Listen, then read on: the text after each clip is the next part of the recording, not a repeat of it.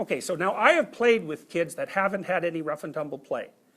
And it's really hard to play with them, partly because they're easily frightened. You know, they'd like to play. I know how to play with kids. They'd like to play. They're pretty hepped up on it, you know, and they're really excited, especially about physical play. But they're awkward, you know, so you play with them, they stick their thumb in your eye, or, you know, or they cry really easily when nothing really happens, and like, they just don't have it together.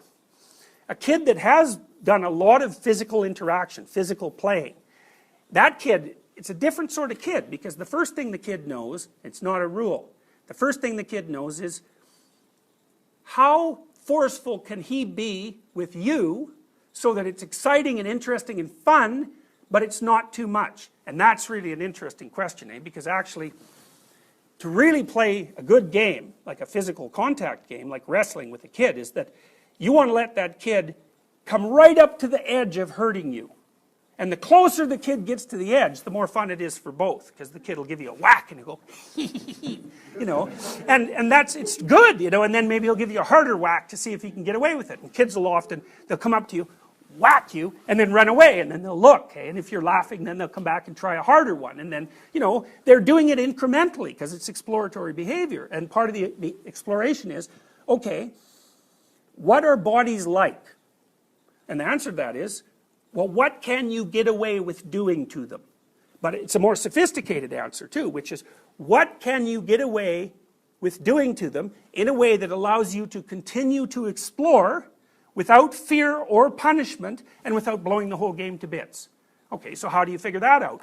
You do not talk about it, because you can't. You have to act it out. It's like, so the kid's hitting you and wrestling and pulling your hair and doing all these things, and you're modifying its behavior very, very carefully and in minuscule detail, and then you get a kid who can like wrestle like mad, and they're fun to play with. They bounce around like a dog that won't bite you, you know. A good, well-trained dog you can really play with, and you can play with them rough, and it's a blast. The dog has a good time, the person has a good time, it's like, excellent. That's a socialized dog.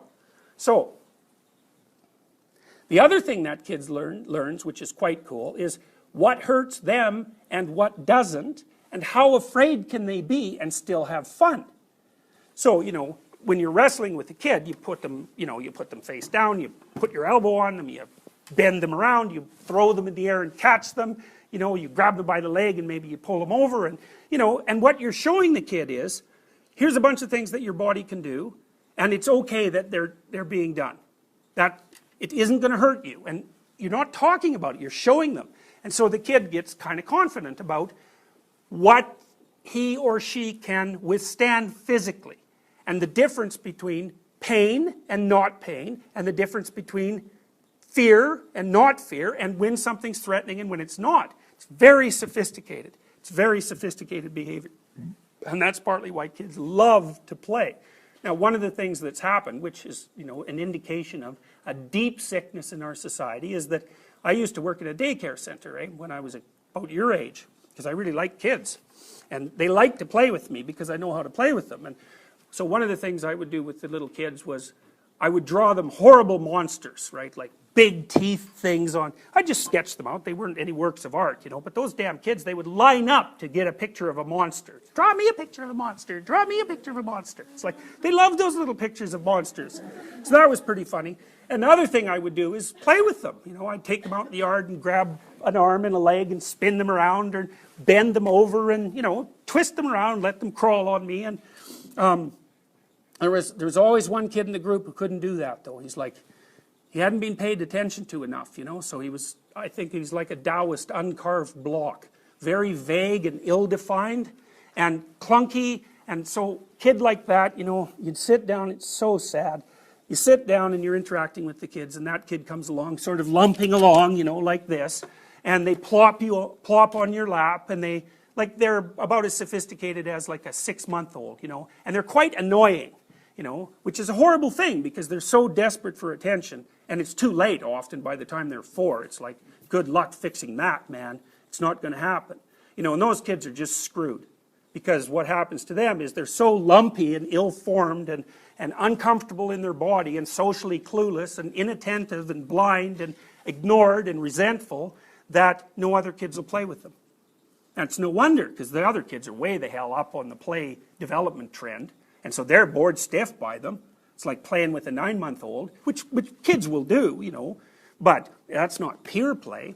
And so those kids just drift off. They stay on the outside of the peer group, and they never get into it. They never get into it.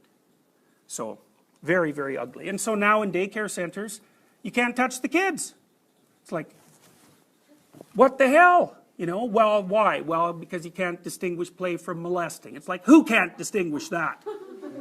You know, and what are you going to do? You're going to deprive the kids of play because of your stupid paranoia. That's the whole process, right? Brilliant. Brilliant. You know, what you're doing is you're teaching children that adults are so dangerous that they can't be trusted to be near you.